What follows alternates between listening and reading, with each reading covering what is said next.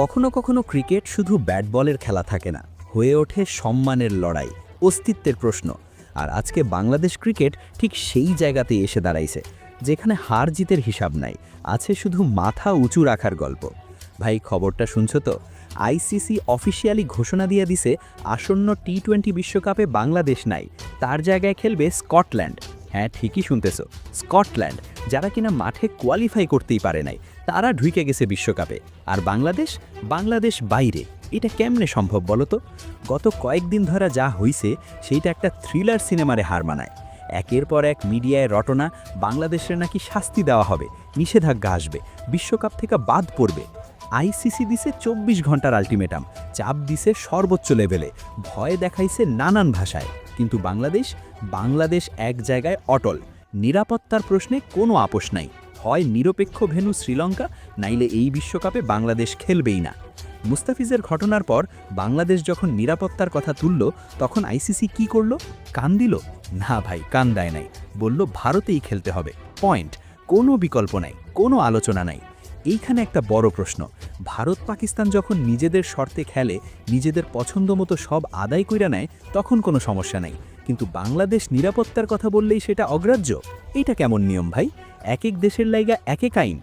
এইবার সবচেয়ে interesting part আসতেছে। পুরা ব্যাপারটার চাবিকাঠি এখন পাকিস্তানের হাতে। শুরু থেকেই পাকিস্তান বাংলাদেশের পাশে ছিল। পিসিবি প্রেসিডেন্ট মহসিন নাকভি পরিষ্কার কইছেন, তাদের কাছে প্ল্যান এ, বি, সি, এমনকি ডি পর্যন্ত রেডি আছে। সরকার যদি বলে বিশ্বকাপে যাওয়া হবে না, পিসিবি সেইটাই করবে। নাকভি আরও একটা কথা কইছেন যে এটা সবার শোনা দরকার, বাংলাদেশের সাথে অন্যায় হয়েছে, এটা মাইনা নেওয়া যায় না। এখন চিন্তা করো, পাকিস্তান যদি সত্যিই বয়কট করে, তাহলে কি হবে? পাকিস্তান মানে শুধু একটা দল না, পাকিস্তান মানে কোটি কোটি দর্শক, বিশাল মার্কেট, বিশ্বকাপের অন্যতম বড় আকর্ষণ।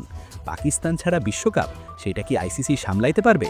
অনেকে বলতেছে এই ধাক্কা ট্যাকেল দেওয়ার ক্ষমতাই আইসিসির নাই। এই পুরা ঘটনায় একটা জিনিস কিন্তু স্পষ্ট হয়ে গেছে, বাংলাদেশ ভয়ে মাথা নোয়ায় নাই। চাপ আসছে, হুমকি আসছে, নানান ভাষায় বোঝানোর চেষ্টা হয়েছে, কিন্তু বাংলাদেশ নিজের জায়গা থেকে 1 ইঞ্চিও সরে নাই। আর এই অটল থাকার মূল্য বিশ্বকাপের বাইরে, স্কটল্যান্ড ইন, বাংলাদেশ আউট। এইটাই এখন অফিসিয়াল বাস্তবতা। কষ্ট লাগতেছে? লাগারই কথা। কিন্তু ভাই, কিছু কিছু সময় হেরে যাওয়াটাও জেতার সমান। আজকে বাংলাদেশ হয়তো বিশ্বকাপ খেলতে পারতেছে না, কিন্তু সম্মান নেয়ার দাঁড়ায় আছে, মেরুদণ্ড সোজা রাইখা বলছে, আমরা অন্যায়ের কাছে মাথা নত করি না। এখন সবার চোখ পাকিস্তানের দিকে। সরকার কি সিদ্ধান্ত নেয়, পিসিবি কি করে, সেইটার উপরেই নির্ভর করতেছে এই বিশ্বকাপের ভবিষ্যৎ। পাকিস্তান যদি সত্যি বয়কটের পথে হাঁটে, আইসিসি এমন এক সংকটে পড়বে যার নজির ক্রিকেটের ইতিহাসে নাই। বাংলাদেশের সাথে যা করা হয়েছে তার জের কতদূর গড়ায়, সেইটাই এখন কোটি ক্রিকেট প্রেমীর প্রশ্ন। তোমরা কি মনে করো, পাকিস্তান কি আসলেই বয়কট করবে, নাকি শেষমেশ সব ঠান্ডা হয়ে যাবে? কমেন্টে জানাও তোমাদের মতামত।